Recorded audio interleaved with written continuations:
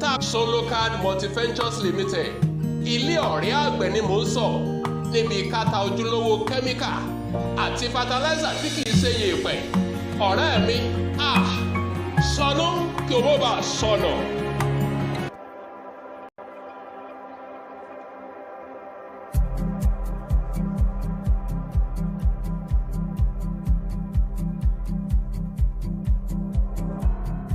Ìwé kíkọ láìsí ọkọ àti àdá kò ì pé o, kò ì pé o.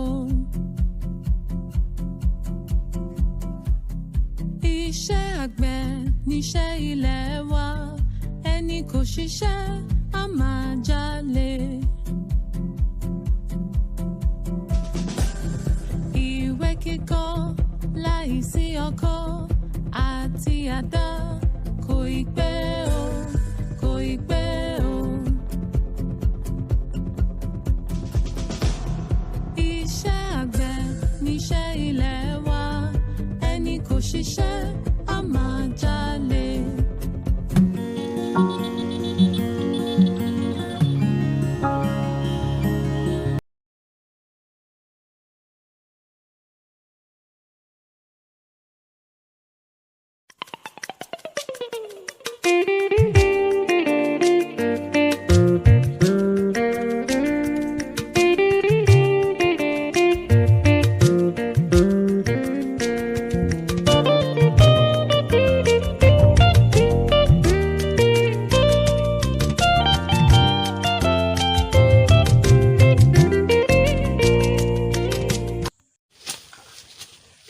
Bàbá Sídí ọ̀rẹ́ mi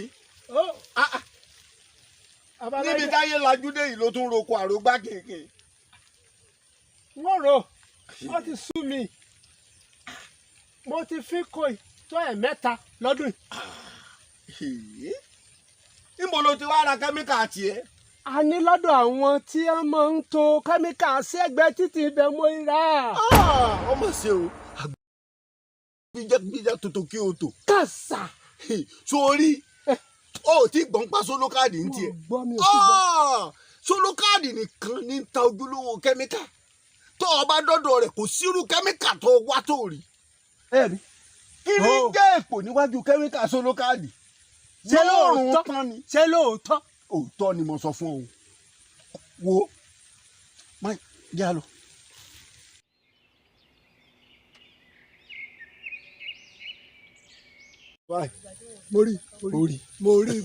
mo rí gbogbo rẹ.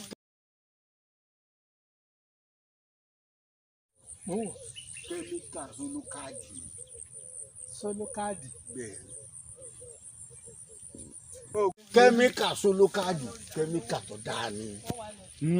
Solocard. bẹ́ẹ̀ ni kẹ́míkà Solocard. bẹ́ẹ̀ ni. dákun ọ̀rẹ́ mi níbo ni iléeṣẹ́ wọn wà bí ṣọ́ọ̀bù wọn níbi tí wọ́n ti ń ta tèmi náà ti lè ra. amúnigun òkùnpá náà ni.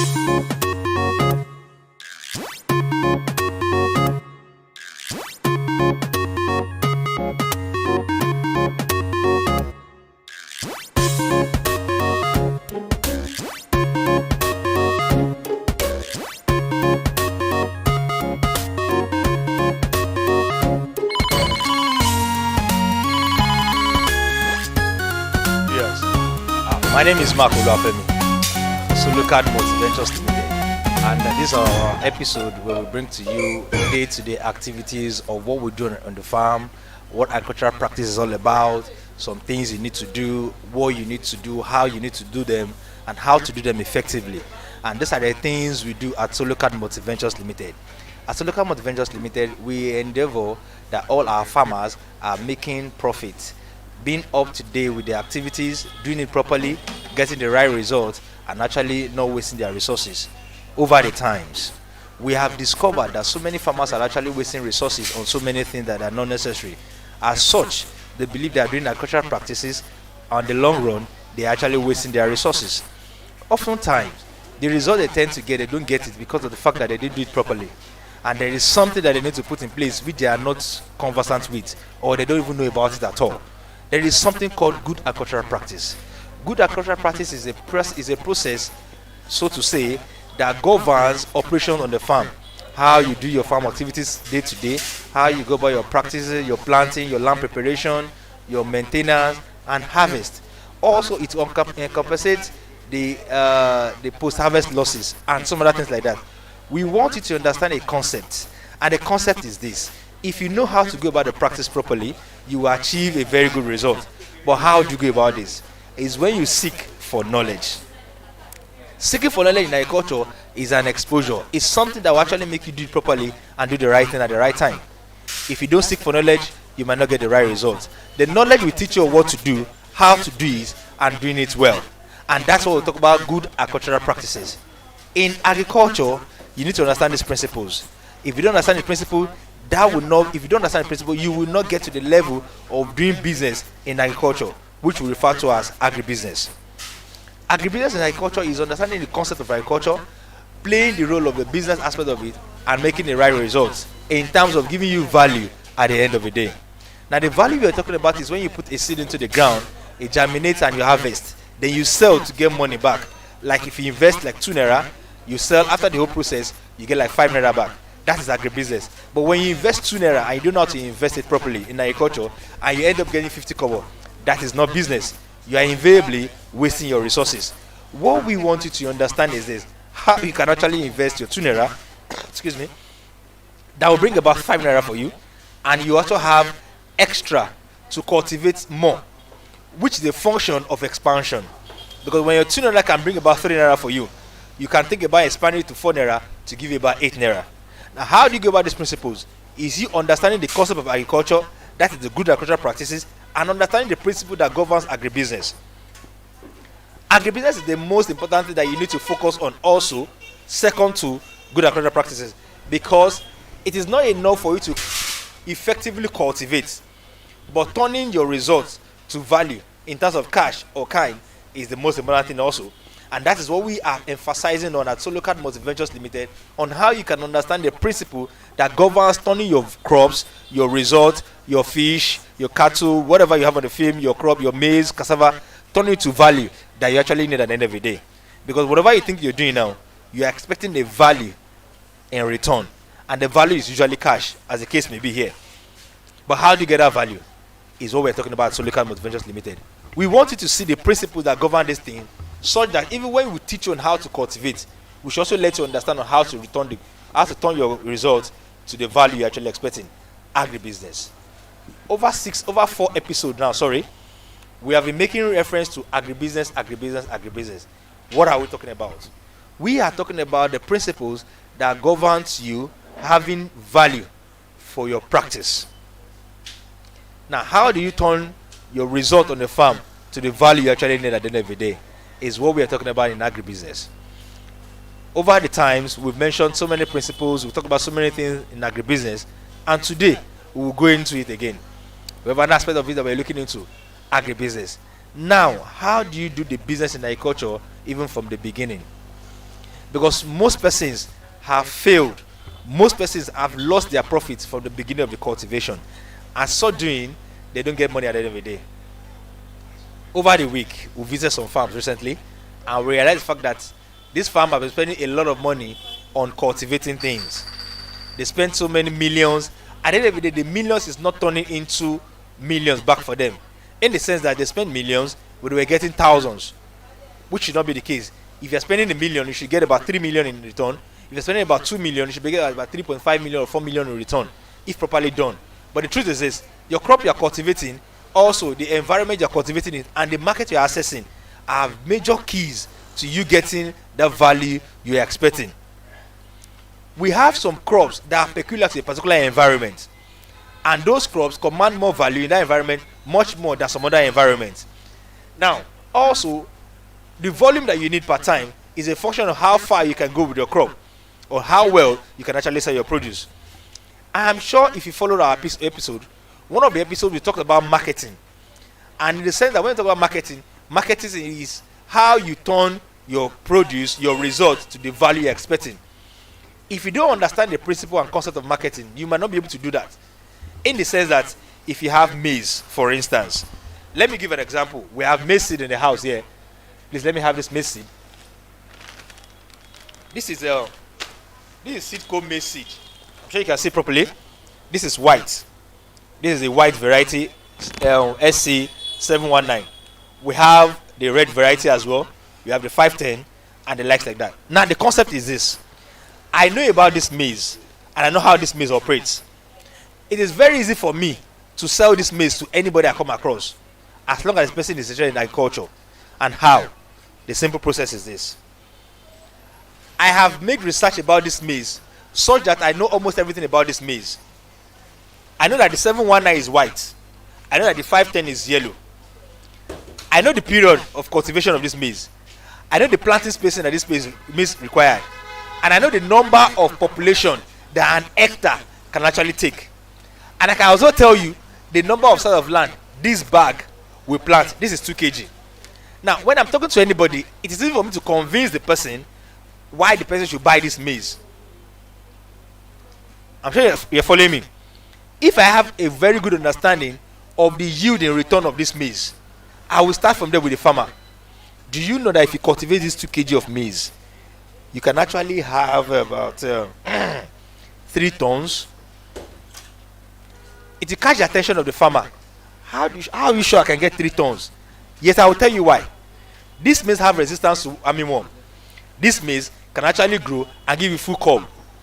This maize can actually grow and give you 700 grams per cob, against other maize that are giving you 400 grams per cob. This maize can actually give you 2 big cobs per stand, against some other one that will give you 1 big one and 1 small one. This particular maize can actually get ready in 85 days, against other one in 95 days. This very maize have resistance to ants picking them up, and as such, when they grow, they have rigorous growth and good stamina. Thereby, when the wind blows, they don't fall down easily, thereby damaging their stock. As good as this maize is, by the time it's well dry and you harvest it, weevils does not get to them on time. With all this information, every potential farmer will see the need to buy this maize from me, because of what I have given them value. I've given them information, details about this particular maize that will make them cultivate this maize and get a very good result. The farmer will not think about it twice to patronize me in buying this maize, because I've given the farmer the right information about this maize.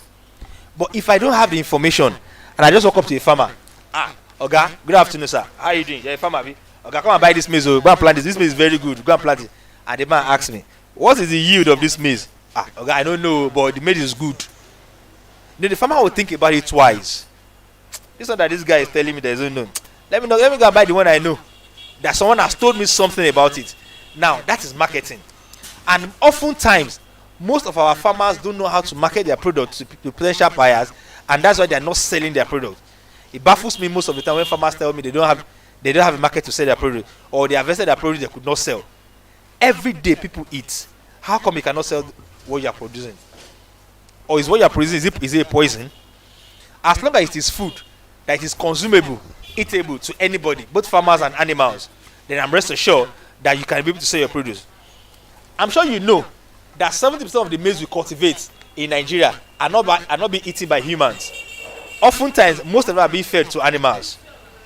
That's of the poultry feeds, the animal feeds. Even on our farm, we cultivate maize to do silage for our animals. At the moment now, we cultivate about 4 hectares of maize, and we are grinding it now to silage. Both the maize, the cob, everything. We are grinding it to silage for animals. We are not harvesting the maize. So I want you to understand the fact that there is potential in everything you're actually doing on the farm. And there is possible market everywhere around you. But if you cannot locate that market, you will not be able to sell. We want our farmers to have understanding of how to sell their products and where to sell their products. Because where to sell your products is also a key to whatever you're doing.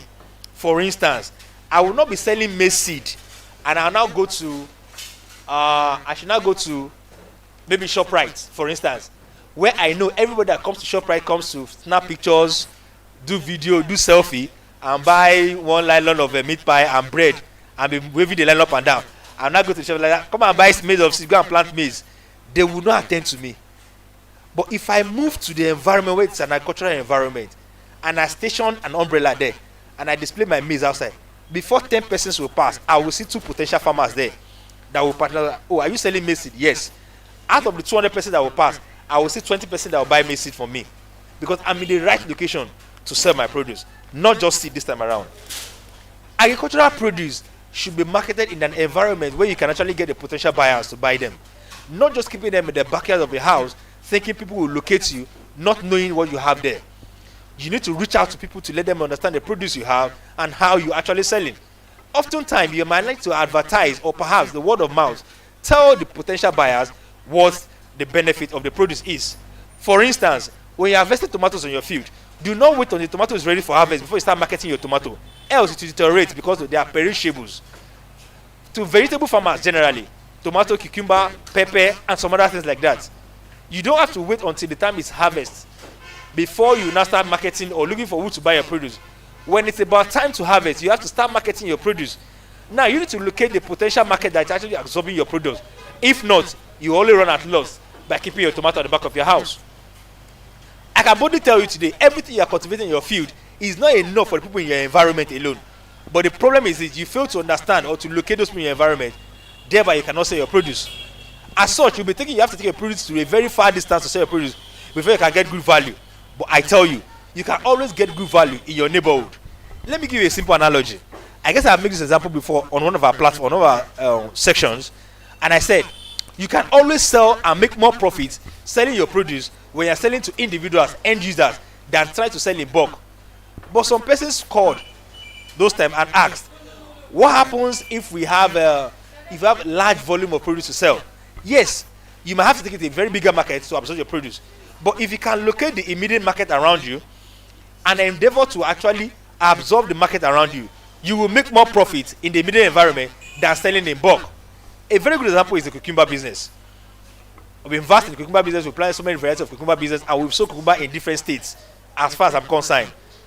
And we realize the fact that the best selling strategy for cucumber is when you sell to most end users. And how do you sell to end users? Locate the immediate market around you. I will use the example again, like we did some time ago in Ogumosho. We planted cucumber. Those times, there weren't much sales of cucumber in Ogumosho. And we discovered the fact that we have to take our cucumber down, bring our cucumber down to Ibadan, or we have to take it down to Lagos where we can sell. But we realized the fact that by the time we have about 20 bags, bringing it to Lagos, taking it to Lagos is always a challenge to us, because it cost us almost about 30,000 naira to move it down to Lagos. And if we have to do that as such, it's affecting our sales. So when it's affecting our sales, we now discover that we need to meet with some of our our marketers around there.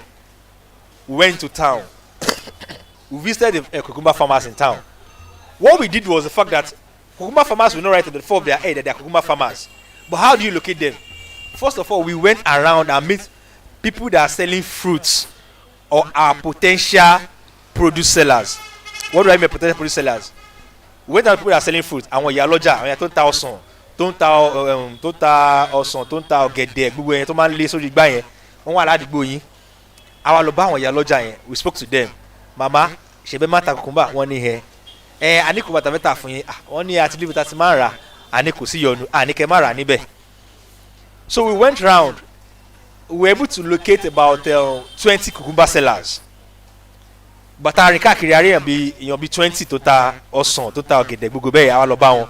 So wọ́n là àwọn kì í ra, àní kò sí wàhálà. Ọjọ́ kejì àwa lọ sóko, bàtà dóko, àlọ́jà cucumber 40. Gbogbo àwọn ìyá tó ń tajà yẹn, àwa fún wọn ní cucumber méjì kọ́kọ́ fi sórí igbá wọn. Pé tó máa ti fi sórí igbá wọn, tẹ́nibọ̀dì bá ti kọjá tó wọ́n bẹ̀ pé ṣé ń ta cucumber yìí nìkan láwọn fẹ́ tà ni. Tí wọ́n dábìí lọ pé ìlú wọn tà, ká sọ pé 200 naira lẹ́yọ kan, bọ̀ wọ́n lè ta 150. Ìyá kan ní pé ó ti wọ́n ju òun wọn ní ìrà. Mo ní ẹ̀yẹn má ṣe yọnu, àní kẹ́ sanwó fún wa. Tẹ́ ẹ bá rí ta, ẹ lọ jẹ́. Wọ́n ní pé tá 50 naira là ń tà, mo ní kò sí problem. Bàtà fún gbogbo wọn tán. Kílẹ̀ ọjọ́ yẹn tó ṣú. Èèyàn 15 ta gbogbo cucumber méjì yẹn ní 200 naira. Èèyàn 5 tó kù ta ní 150. Ìyí tí wọ́n ní lórí gbà tẹ́lẹ̀ àwọn èèyàn wá rà torí ìta nìyẹn ó wà fresher than tí wọ́n gbé wá tó wà lórí gbà wọn. Bàtà ta gbogbo ẹ̀tàn ọjọ́ kejì èèyàn 9 ní ká gbé cucumber 2 bags wá. Ọjọ́ kẹta èèyàn 15 ní ká gbé 1 bag wá. Bàtà wá ṣe bẹ́ẹ̀ yẹn láàrin ọ̀sẹ̀ kan àti ta cucumber 50 bags l'Ógbómọ̀ṣọ́ táàrí kankan tà ẹ́ tẹ́lẹ̀. Ìgbà tó yá a bẹ̀rẹ̀ sí ta cucumber l'Ógbómọ̀ṣọ́ majorly. bàtà bẹ̀rẹ̀ harvest cucumber bẹ̀rẹ̀ harvest bá bi 60 bags à ń ta lóògùn ọ̀ṣọ́ mẹ́ta à ń láti gbé lọ sí Èkó rárá gan mọ́ so ìgbà tá à ń ta ní Èkó à ń ta báà kan ní 4-5 àdèmà fi 30,000 àgbédèkó ìgbà tá a wá ṣírò ẹ̀ èyí tó ń bọ́ sọ́wọ́ wa is 3,900 per bag but nígbà tá à ń ta ní Ògbómọ̀ṣọ́ à ń ta ní 5,500 tá a dẹ̀ náwó mọ́tò ọ̀kan we make excess profits than taking it to Lagos. So what I'm trying to say is this: your immediate environment, ọjà tó wà around yìí, ẹ lè ta ọjà tẹ́ ń tà yẹn, ẹ bá gbin la 1 acre, gbogbo la 1 acre yẹn ẹ ní ká lọ́jọ́ kan, ẹ máa kà díẹ̀ ni, torí bẹ́ẹ̀ ṣe ń ka sí láṣẹ máa jáde sí. Ọjọ́ tẹ́ bá ká 10 basket, tẹ́ ẹ bá ṣọ́ra 10 basket yẹn ó lè má tó fáwọn tó ń gbé ládùúgbò yín gan lásán, but torí pé ẹ dá àwọn tó wà ládùúgbò yín mọ̀ ẹ ti bá wọn sọ̀rọ̀. Tájọ́ ń wora wa ní ìsìn báyìí kò sẹ́ni tó mọ̀ kọ́ tó wà lọ́kàn mi kò sẹ́ni tó mọ̀ aṣọ tí mo wọ̀ tẹ́lẹ̀ ọkùn mi tí mo wọ̀ tẹ́lẹ̀ aṣọ mi àbí kò sẹ́ni tó mọ̀ èyí tó wà lápò mi but tí n bá sọ fún pé èyí tó wà lápò mi lélẹ̀ ẹ̀ lè mọ̀ so ẹ ní láti bá àwọn èèyàn sọ̀rọ̀ nípa ọjà tẹ́ ẹ ní láì jẹ́ bẹ́ẹ̀ ẹ ní rí ọjà yín tà ọ̀pọ̀lọpọ̀ gbà ní ọjà máa ń bìlì pé táwọn kọjá lọ sọ́nà jíjìn la lè ta tẹ́ bá kọ lọ tọ́ àwọn tó ládùúgbò yẹn wá lọ síbẹ̀ lọ rà wọ́n tó kọ padà sí ilé ni but tẹ́ bá sọ́nà tó wà nílé yẹn tó ń bá rà ní 1 or 2 lọ́rọ̀ yẹn kẹ́ tó mọ̀ volume tẹ́ máa kọ lọ sọ́jà lọ́sẹ̀ kan ẹ ti tà tán lọ́jọ́ méjì ládùúgbò yín ẹ dẹ̀ máa rí owó lórí ẹ̀ ju kẹ̀sì máa kọ lọ nínú ẹ̀ ní owó mọ́tò nínú ẹ̀ ní tó máa bàjẹ́ lójú ọ̀nà nínú ẹ̀ lẹ́sàn-án wà gbèrò tẹ́ bá mọ̀ tẹ́ bá lọ sí Èkó ẹ kì í sọ fún yín lábẹ́ bridge my 12 kẹ́tọ́ kọjá lábẹ́ bridge ẹ máa sọ 15 kẹ́tọ́ ọ̀nà ọjà my 12 ẹ máa sọ 5,000 lẹ́nu gate kẹ́tọ́ offload ọjà yín ẹ máa sọ 25 agbèrò tó máa bá yín jẹ́jà ẹ máa sọ 2,000 àwọn tó máa yín tàjà máa gba 10% lórí ọjà yín ẹ wá ṣèlú gbogbo tẹ̀tí ná ẹ ti waste profit yín but tẹ́ bá lè ta ládùúgbò yín ní market wà ládùúgbò yín tẹ́ ẹ mọ̀ kó wà ń bẹ̀ gbogbo tẹ́ náà yẹn ẹ̀ níná o onímọ́tò àgbà 30,000 lọ́wọ́ yín tó bá kéré tá a bá load full bus a máa sọ 90,000 fún full bus láti Ìbàdàn dẹ́kọ̀ ẹ wá ṣírò 90,000 naira ẹ ká yọ kúrò ní ètò àtajà ẹ pé owó yẹn ti tán tá a bá ṣírò 90,000 naira 15 lábẹ́ bridge 5,000 lẹ́nu gate ó jẹ́ 65 agbèrè àgbà 15 nínú ọjà àwọn tó máa fúlọ̀ àgbà 2,000 naira àwọn tó máa tàgbà 10% tá a bá ṣe gbowó yẹn àti ní almost extra 30,000 naira again pẹ̀lú 90,000 jẹ́ 120,000 lórí bag kan lórí full bus kan èlò wà lè rè wá gan lórí full bus yẹn but torí pé kò sí market or nǹkan tá a fèsì pọ̀ la ṣe máa ṣẹ̀ṣẹ̀ bẹ́ẹ̀ but nevertheless tá a ṣe kó lọ sí my 12 à ń kó sá à ń bàdàn à ń ta lọ́jà tó wà nítòsí ọ̀dọ̀ wa for instance tá a bá lòdì ọjà láti Ògbómọ̀ṣọ́ a máa kọ́ ta díẹ̀ ní Ògbómọ̀ṣọ́ because tá a ta kúbà lÓgbómọ̀ṣọ́ ní 60,000 naira tá a bá dé my 12 4-5 la máa ta ìgbà mẹ́rin ta 5,000 naira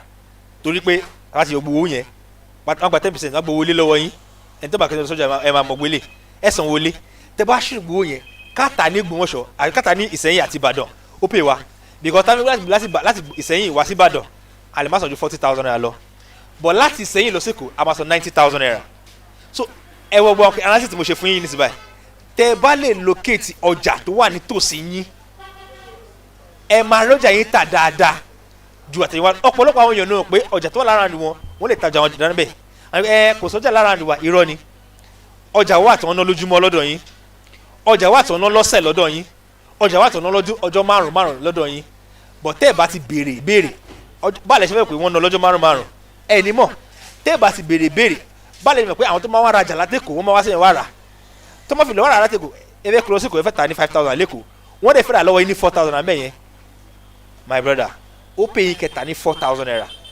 káwọn tó fẹ́ kúrò síkò ṣe wàhálà ẹ̀kọ́ kúrò síkò tí ó pé kíni wọ́n ti mọ̀nà tó máa gbà ọlọ́pàá wà lójú ọ̀nà ẹ má gbàgbé o ẹ̀ dẹ̀ máa fọlọ́pàá ní 500 naira lójúmọ́ ibi àti ọlọ́pàá tẹ́wọ́ ọlọ́pàá mẹ́wàá 5,000 naira ti lọ nìyẹn ọlọ́pàá bílẹ̀ ní pé 1,000 ló ń fẹ́ gbà ẹ̀ lọ́pṣọ̀n torí pé ọjà tẹ́ gbé òórùn ògbúdọ̀ bá yín lẹ́nu ẹ̀ fi 1,000 òru la máa ń gbọ́jà lọ sékòó tí náà bá sọ̀rọ̀ lójú náà mọ́tò wa ti wọnú gbórí o ta lùzù 90 bags of cucumber ti gbẹ ó wọnú gbó ó dẹ̀ dà sínú gbó yẹn tá a rí kó jáde mọ́ owó yẹn ní ìsìnbà yìí bolo wọlé sí àdẹ̀tàn mọ́tò àfúndàbà advance 50,000 naira tó fi ń lọ kó tó dé kó o sọ ma sọ wọnú gbó lọ I lose 90 bags of cucumber I lose 50,000 naira fún a tún láti compare pẹ̀lú 20,000 naira tó ló ṣe léṣe na gbogbo yẹn ní ìsìnbà yìí lost ló jẹ́ fún wa but tabarẹ tó fẹ́ rà lọ́wọ́ wa ní 4,000 naira ní àdúgbò wa tẹ́pẹ́ òun ló fẹ́ kó lọ sí pẹ̀lú mọ́tò tiẹ̀ tó ti mọ bó ṣe máa rìn ẹ̀ tó pé ó ti ní rẹ́wà tó máa bá kó lóru tó mọ̀ tó máa rìn dénú ọjà tó mọ̀ tó máa sẹ́tà òyìnbó ọjà ẹ pé ó ti fún yín ní ọkàn balẹ̀ pé ẹ ní láti káyà sókè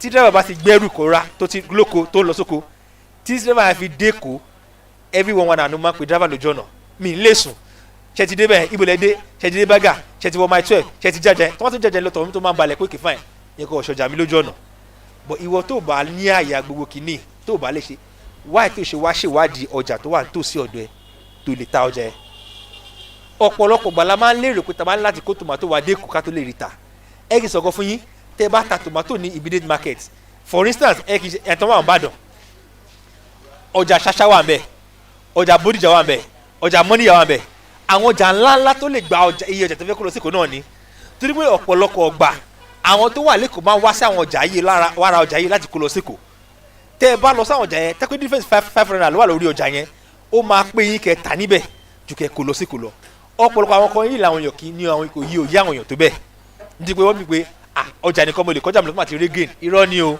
kò rí bẹ́ẹ̀ tẹ́ bá wo iye tó wà láàrin ẹ̀ tẹ́ bá wo wàhálà tẹ́ máa ṣe iye tó wà láàrin ẹ̀ yẹn ó sàn ju kẹ́ fi 500 ẹ̀ lẹ̀ ju kẹ́ kó lọ sí Èkó lọ ara àwọn kan tá fẹ́ kẹ́ mọ̀ lélẹ́yìí ní Solocard Multiventures Limited àkọ̀ wà nípa ká máa ta ọjà fún yín kẹ́kọ̀ọ́ máa rà á nítòótọ́ kò sí nǹkan tẹ́fẹ́tẹ́fẹ́ lè lóko tá à ní mi bí kẹ́míkà wà ajílẹ̀ wà seed wà gbogbo ẹ̀ ló wà níbí gbogbo tá bá fẹ́ lò lóko gbogbo ẹ̀ la ní tá bá fẹ́ ṣe irrigation gbogbo ẹ̀ náà ló wà níbẹ̀ ṣùgbọ́n tẹ́ ẹ̀ bá ti rí èrè láàkọ́ tẹ́ bá wà lọ́dọ̀ wa bá lè fẹ́ padà lálẹ́ kejì àwa dẹ̀rẹ̀ àdúró nídúró pé a fẹ́ tayà fún yín ní gbọdọ̀ dandan tẹ́ bá ti rí èrè lórí ẹ̀ ìdùnnú ti wà nìyẹn èrè tẹ́ ẹ̀ ń rí yẹn ló máa yẹ káwa rí owó dáadáa nítorí pé tẹ́ bá ṣe ń rí èrè sí ẹ fẹ́ ṣe ju tẹ́ ṣe tẹ́tẹ́ lọ ẹni tó bá ṣe wọ́n nìkan tó bá rí èrè dáadáa ń bẹ̀ for instance ẹ kì í ṣàlàyé kan fún yín ó ní kan náà customer wa kan kò ṣe tomato rí ó ṣe tomato bá bí 2 acres àwa la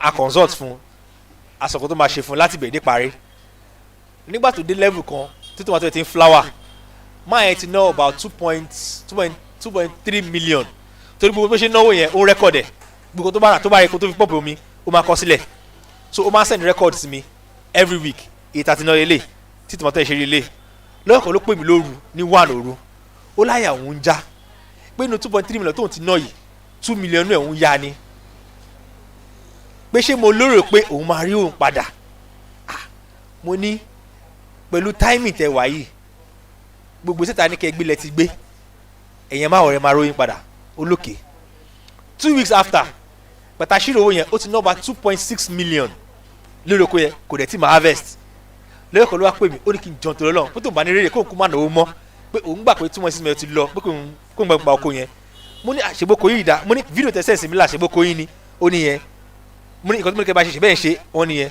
mo ní kọ́ máa rẹ̀ kọ́ máa rówó nígbà tó ń bẹ̀rẹ̀ sí harvest tomatoes wọn first week tó máa bẹ̀rẹ̀ sí harvest tomato wọ́n ta tomato 1.3 million nígbà yẹn gan wọ́n ta tomato yẹn very cheap wọ́n ta tomato ní 6,500 per basket and each basket is 23 kg ni wọ́n ta after that time the following week wọ́n harvest tomato wọ́n bẹ̀rẹ̀ sí ta tomato ní 99,000 the following wọ́n ta tomato 2.3 million èlé wọ́n ti rí bẹ́ẹ̀ yẹn wọ́n ti rí about 4.1 million naira máa yẹn wá pè mí ó ní pé well nǹkan tóun lè ṣe ni pé tóun bá lọ síko pé tóun bá dóko gan pé tóun bá ta tomato mọ́ rárá pé òun ti rérè torí pé òun ti ná 2.6 million òun dẹ̀ ti pa 4.1 million invariably ó ti rí profit of 1.5 million naira mo wá ní pé a máa wá sóko yẹn wọ́n ní ká wá sóko a lọ sóko yẹn lọ́ọ̀ta lọ sóko yẹn wọ́n harvest tomato wọ́n ta tomato 972,000 naira ní ṣojú mi torí pé kí ni I guide láti bẹ̀rẹ̀ àṣàlẹ̀ tó yẹ máa ta tomato yẹn fún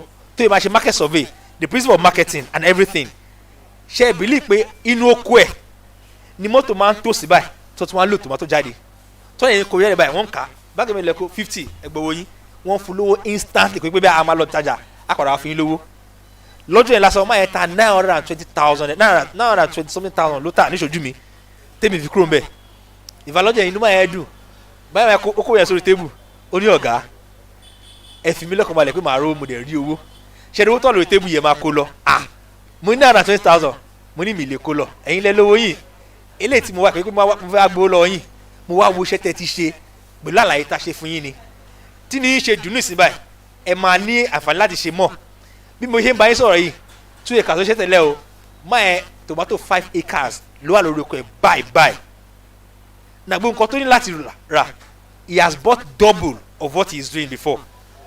What am I trying to say? Because he is making profit orí èrè lórí ẹ̀ tó dey understand what he needs to do. Ó fún ní ó jẹ́ kí inú ẹ̀ dùn pé òun lè ṣe much more than that.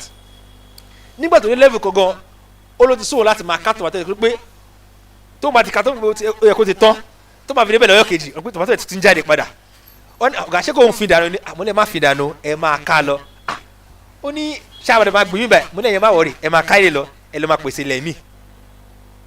Even to the time lọ́tọ́ nígbà òun fẹ́ terminate oko yẹn mo ní kó send video sí mi ó send video mo rí mo ní ṣé ó lè fọkàn yẹn fún ó lè fọkàn yẹn lẹ̀ fún ọ̀sẹ̀ méjì sí kó má ṣe kọ́ lórí ẹ̀. Ó ní pé nǹkan tó máa sọ kóun ṣe ni pé tó máa ní kóun lọ sùn sórí oko yẹn wọ́n á lọ sùn síbẹ̀ pé tó mo ti rí mo yẹ fún un lọ́kànbalẹ̀ láti bẹ̀rẹ̀ tóun dẹ̀ rí owó tóun ti rí pé òun ti make profit of about 2.9 million àtàdáde tá a sọ̀rọ̀ pé tóun òun ever bí pé òun lè make owó yẹn rí tìrẹ́sẹ̀ pé gbogbo àwọn tó wà ládùúgbò yẹn kábíyèsí tó wà ládùúgbò yẹn wá sí oko ẹ̀ wọ́n ní pé kábíyèsí ni pé ẹnìkan sọ fáwọn pé ẹnìkan gbin tòmátò ládùúgbò yẹn pé wọ́n fi oògùn gbin ni pé èrè tẹ́ pé tẹ́ni ẹ ṣe ń já tòmátò lórí oko yẹn pé tòmátò ò so bẹ́ẹ̀ ládùúgbò wọn rí pé bí ẹni yẹn lóògùn sí ni ló yẹ kó òun náà wá sí oko yẹn pé òun fẹ́ wá wo irú oògùn tẹ́ni yẹn lò sí. bàtàn débẹ̀ kábíyèsí ni pé babaláwo ló bá yín ṣètò ètùtù níbi ẹ̀yẹn ní ètùtù báwo bóun ṣe ètùtù ó nínú pé ìròyìn tó kàn òun láàfin pé wọ́n ṣètùtù sórí oko kan pé tòmátò tó ń ká lórí oko yẹn pé wọ́n kárẹ́rì ládùúgbò yìí ó wá lóun ṣètùtù o pé òun kọ̀ ṣe nǹkan tó yẹ kóun ṣe ni kábíyèsí ní kí ló yẹ kó ṣe tó ṣe ó ní ọ̀nà àti mójútó oko náà ni ìgbà tí wọ́n fà lọ fà bọ̀ kábíyèsí lọ ó pe àwọn ọmọ ẹ̀ orúkọ máa clear ilẹ̀ 3 acres pé kí bọ̀bọ̀ yẹn kó bá àwọn ṣe irú nǹkan tó ṣe sóko yẹn kó bá àwọn ṣe sí ilẹ̀ 3 acres tòun náà pé òun náà fẹ́ ká tòmátò tí bẹ́ẹ̀ ṣe ká tòmátò yẹn òun náà fẹ́ ká lórí 3 acres invariably ládùúgbò yẹn bọ̀bọ̀ yẹn control tòmátò about 9 acres torí gbà táwọn kábíyèsí lọ tán àwọn ìjòyè mẹ́rin tó tẹ̀lé kábíyèsí wa wọ́n padà bá àbọ̀ yẹn lẹ́yìn wọ́n ní àwa náà ṣe tiwa o àwa náà nílò owó á ṣe tiwa o ṣùgbọ́n báyìí kí kábíyèsí mọ̀pá fẹ́ ṣe tòmátò oní kò sí yọnu nísìnyí gbogbo wọn báyìí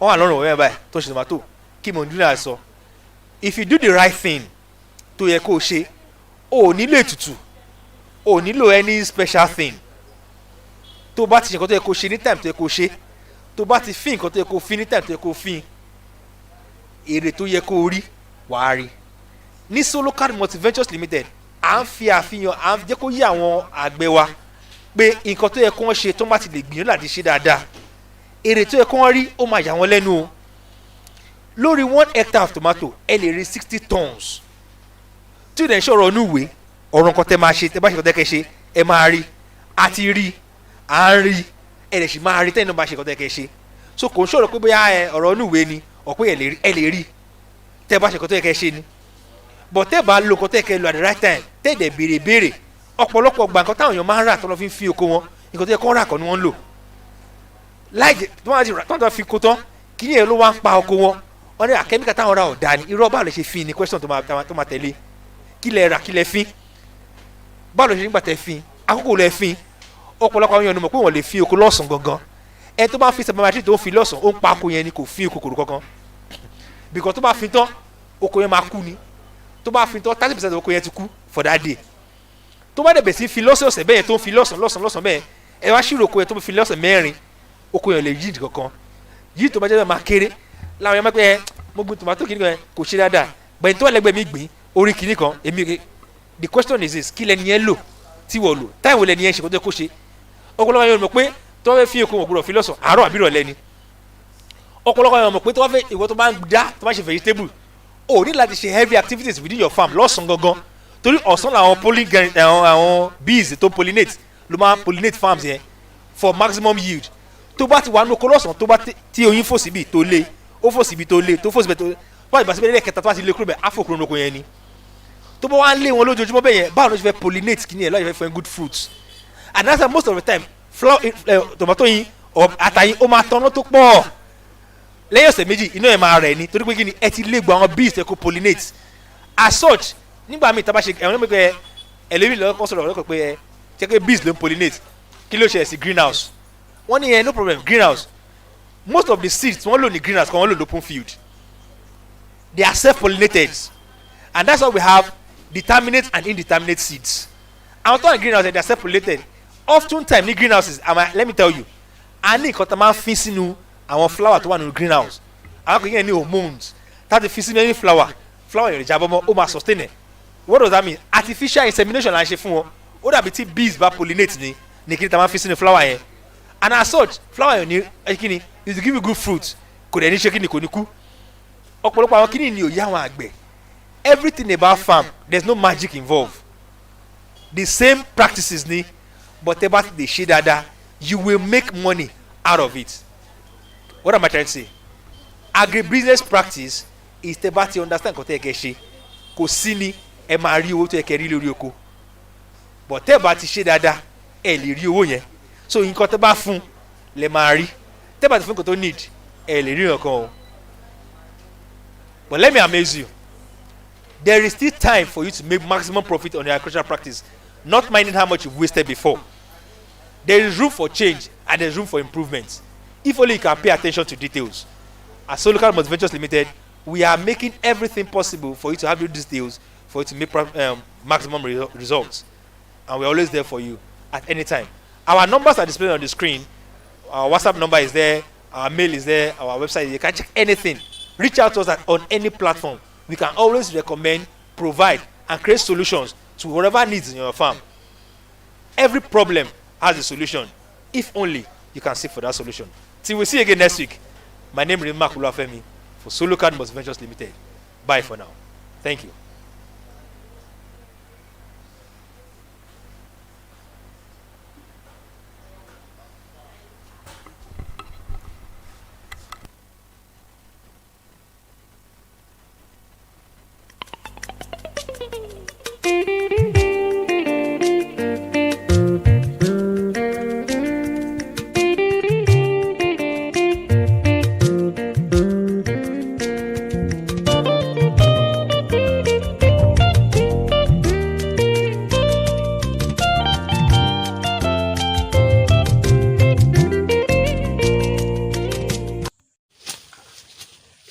bàbá sídí ọ̀rẹ́ mi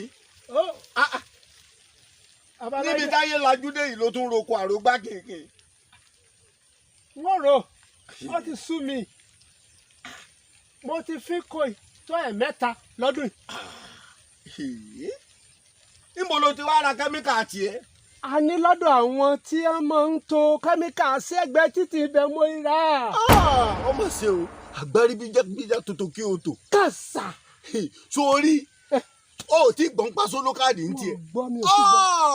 sólókàdì nìkan ní ta ojúlówó kẹ́míkà tó o bá dọ́dọ̀ rẹ̀ kò sírú kẹ́míkà tó wá tó rí. kí ni jẹ́ èpò níwájú kẹ́míkà sólókàdì? ṣé lóòótọ́ ni? ṣé lóòótọ́?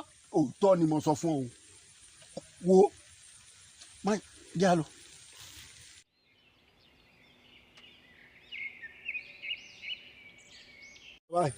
mo rí gbogbo rẹ.